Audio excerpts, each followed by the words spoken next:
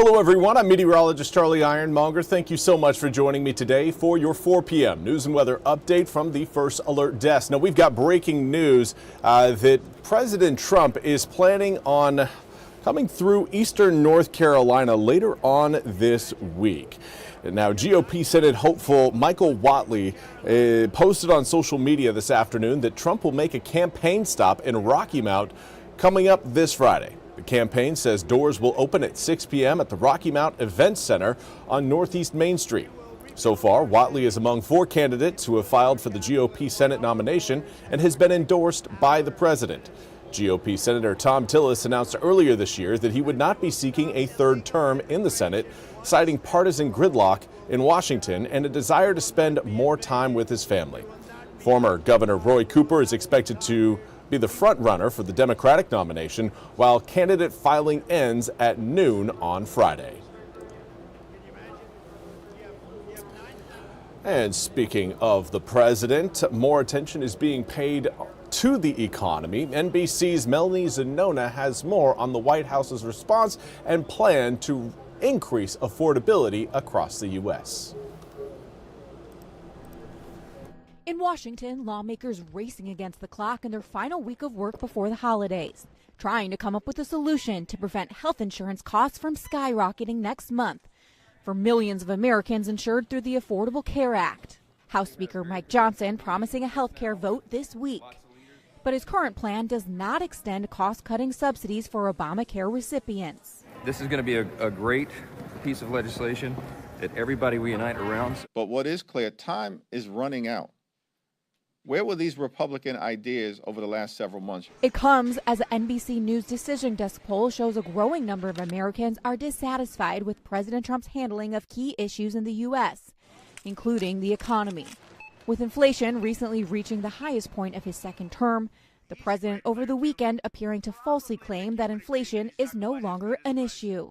Inflation is totally neutralized. We may get it a little bit lower. Nearly 2/3 of those surveyed say they think the country is headed on the wrong track.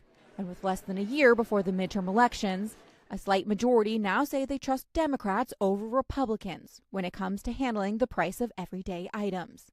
President Trump blaming Democrats. But the affordability is on the Democrats because they have made it unaffordable to be in this country, but we're bringing those prices down. Voters we talked to in Pennsylvania frustrated. He ain't doing it. Everything went up. Ain't nothing went down. And we should get a clearer picture of how the economy is actually performing when we get some new jobs data tomorrow. Many key economic data had actually been delayed or not reported at all because of the lengthy government shutdown.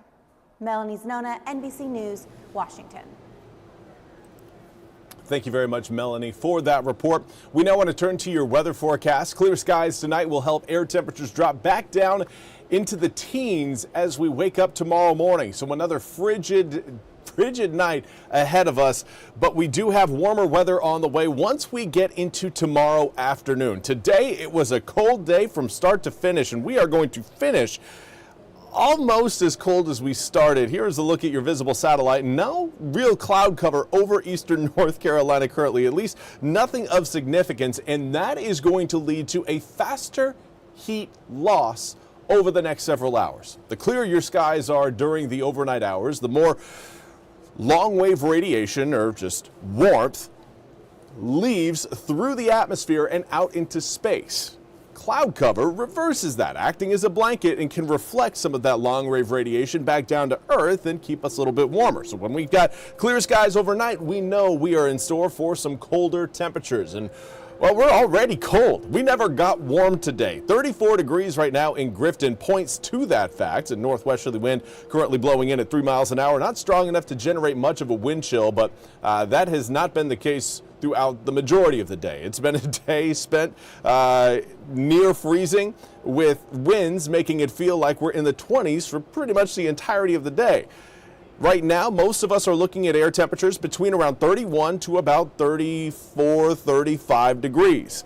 Certainly not warm, especially when you consider our average temperature this time of year is right around the upper 50s. We will be to that mark coming up Wednesday, Thursday, and Friday. So we've got something for everyone to look forward to. If you're a fan of the colder air, good news. We've got more of it on the way coming up tonight. Tomorrow, we start to see those temperatures transition, though, as winds right now blowing in out of the north will go nearly calm. It'll certainly be maybe about a 2 to 5 mile per hour breeze, nothing all that strong, though, and that will allow winds to shift. We'll see more of a west-southwesterly wind intact for tomorrow, and that's going to bring in more heat as well as a little bit more humidity. Rain chances will start to climb as we head towards the end of the week, particularly Thursday into Friday. We're watching a weak system that'll be moving into eastern North Carolina, but ahead of that point, these southwesterly winds that you're seeing on your screen right now, that's going to be the key to get us back up into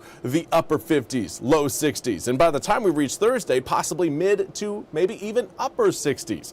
We do have warmth on the way, but let's zoom the picture out and see exactly what's standing in the way. It's this area of high pressure further back towards the west. You're seeing it race across the Mississippi River Valley there. So long as that high is off to our west, we'll be seeing more of a northerly wind flow, and that increases the amount of cold air across eastern North Carolina. But throughout the day tomorrow, that high moves its way off the coast, and that will lead us to, again, some warmer weather as winds out of the southwest will bring about more heat. Now you got to look down to the southwest at this point Wednesday morning, and well, what do we see? We've got rain showers stretching from Memphis all the way down towards Houston, and that is our next system. That's the one that will bring us again a few raindrops coming up Thursday as well as Friday, particularly Thursday evening into Friday morning.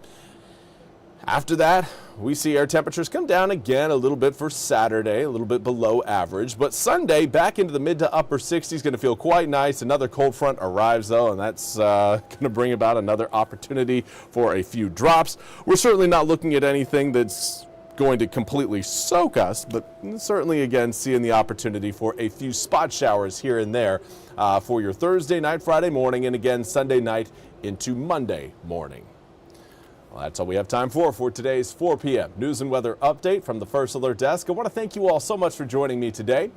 You can tune back in coming up tomorrow at 7:15 a.m. with Jim and Gigi. Until then, I hope you all have a fantastic rest of your Monday. We'll see you back here tomorrow.